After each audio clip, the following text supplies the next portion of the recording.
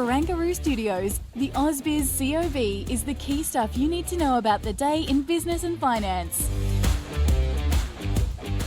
Hello, welcome to the COB. I'm Juliette Sarley. Great to have your company on a day when we actually saw the market finally break that long losing streak. We had been down for 6 sessions in a row, but we are firmer as we head into the close. The CBO 200 there up by 0.2%. The S&P ASX 200 up by around 1/3%. This US Treasury buyback has really eased some of the bond market pressures. The decision by US Treasury to increase their selected longer dated bond buybacks, helping these long-term yields ease somewhat and supporting a modest recovery in US equities, which flowed through into our market as well, alongside what was a very busy day on the reporting calendar. So just getting to the themes of the day, yield me a break amid that US Treasury plan to help ease some of these multi-decade borrowing costs.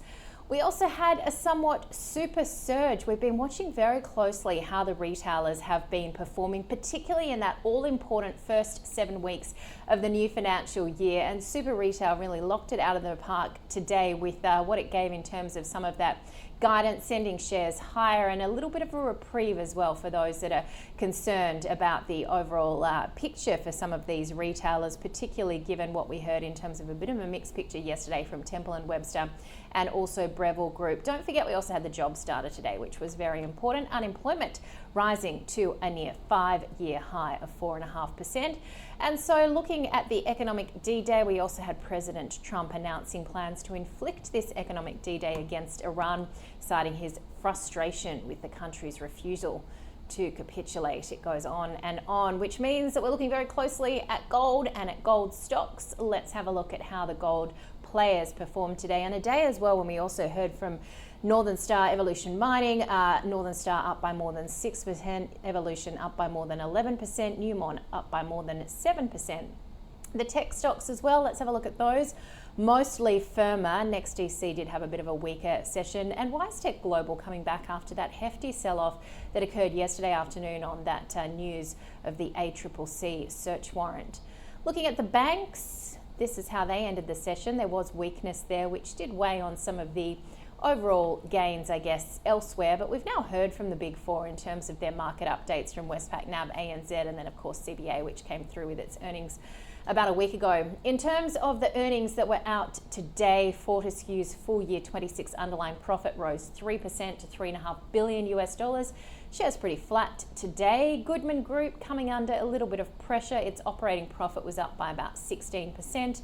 Brambles too was sold off. Underlying earnings rose around 9%. Sonic Healthcare was really hit hard. It was down about 10%. Underlying earnings up 11%. Stat profit increasing around 18%. And IDP Education, well, it was down 21% after reporting a 74% plunge in net profit, and revenue down around 11%. But let's have a look at some of the stocks that did well, including Super Retail Group. That like-for-like sales up 1.5% in the first 7 weeks of full year 27. Although the company behind the likes of Rebel Group saying that higher rates, housing pressures, the Middle East conflict, they're all weighing somewhat on sentiment. And Zip had a good session as well. Cash earnings up by almost 60% to a record for the full year. This was driven by continued growth in its US business and expanding margins. While we spoke to Medibank as well, their underlying profit was up 3% to just under $637 million. The insurer warning that cost of living pressures are prompting customers to downgrade their cover. And Nadine caught up with the CEO of Medibank, David Koshkar.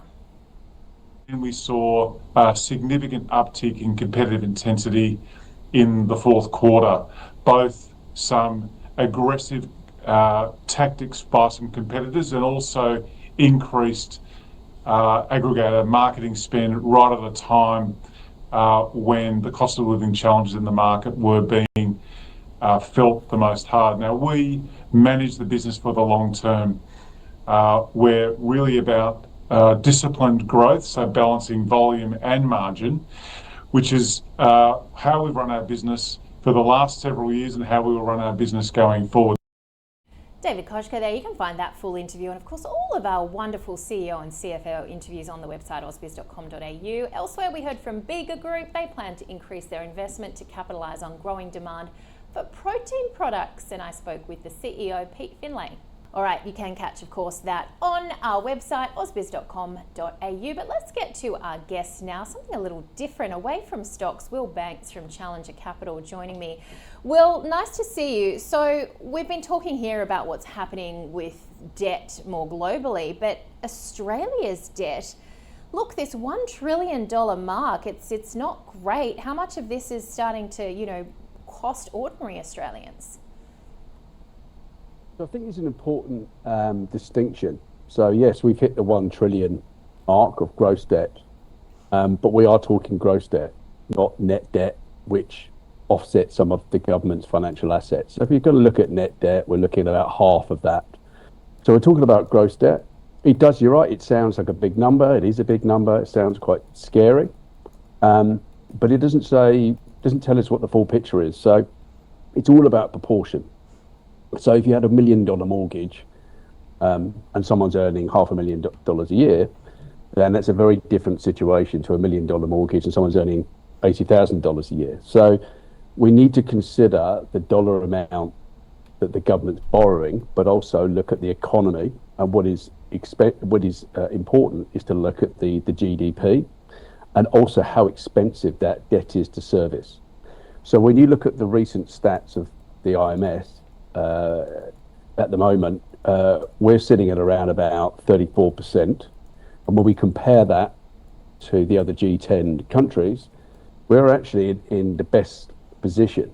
The worst being Japan, where they're at 237%.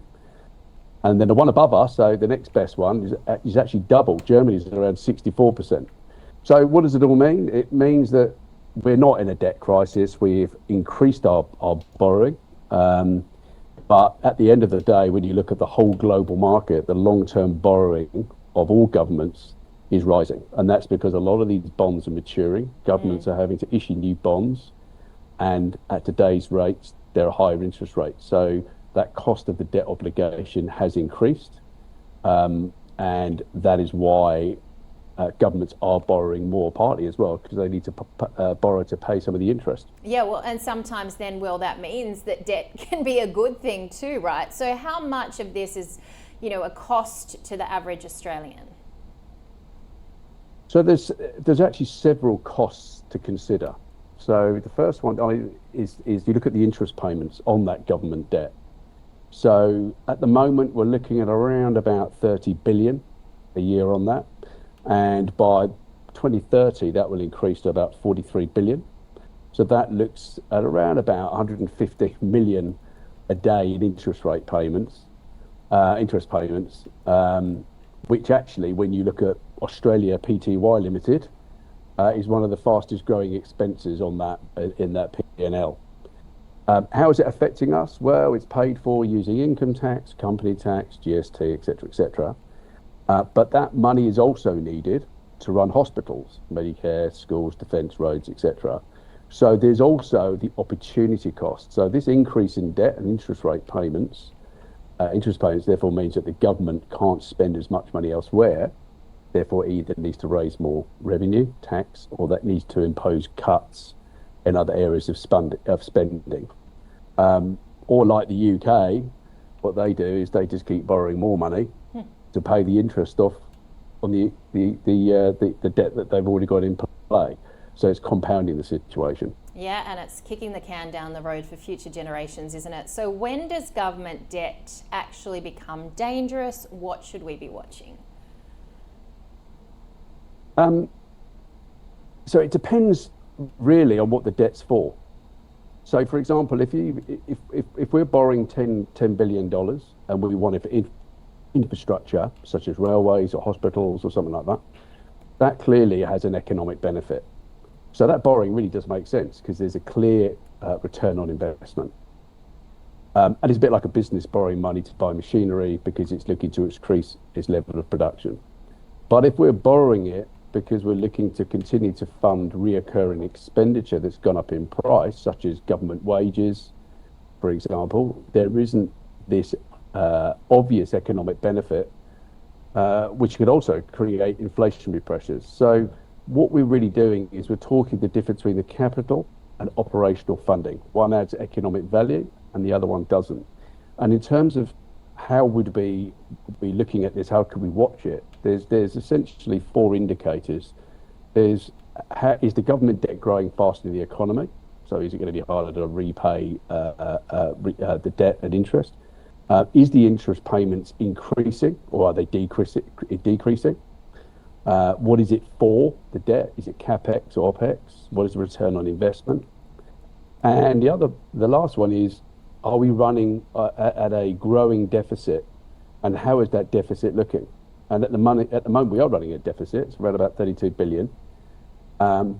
But positively, it is stabilising, and it is likely to probably come down over the next few years. All right, we hope. All right, Will, thank you so much for joining us on the COB. Will Banks from Challenger there. Thank you. The stock of the day was Super Retail, and we heard from our experts, Kai Chen from MPC Markets, Howard Coleman from Team Invest.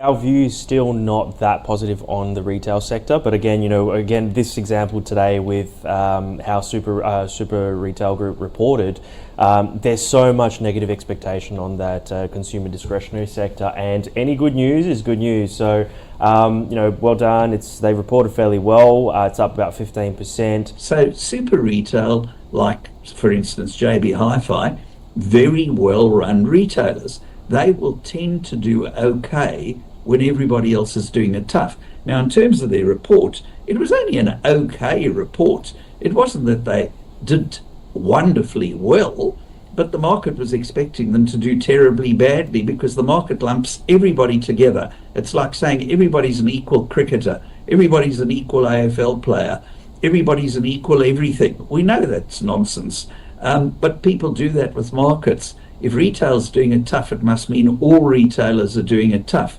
which is, of course, crazy.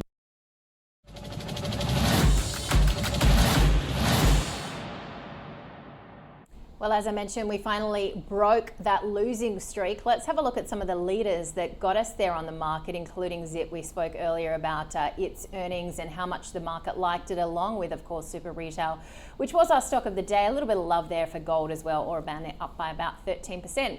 The laggards, though, we saw weakness in the banks, but also these stocks on your screen, including a lot that had reported today. So down at EDI, Sonic Healthcare, Medicare Private. Look, we just heard from Michael Carmody on the close earlier. He was basically saying meeting or missing is basically unacceptable this reporting season. You really have to beat or you do get punished.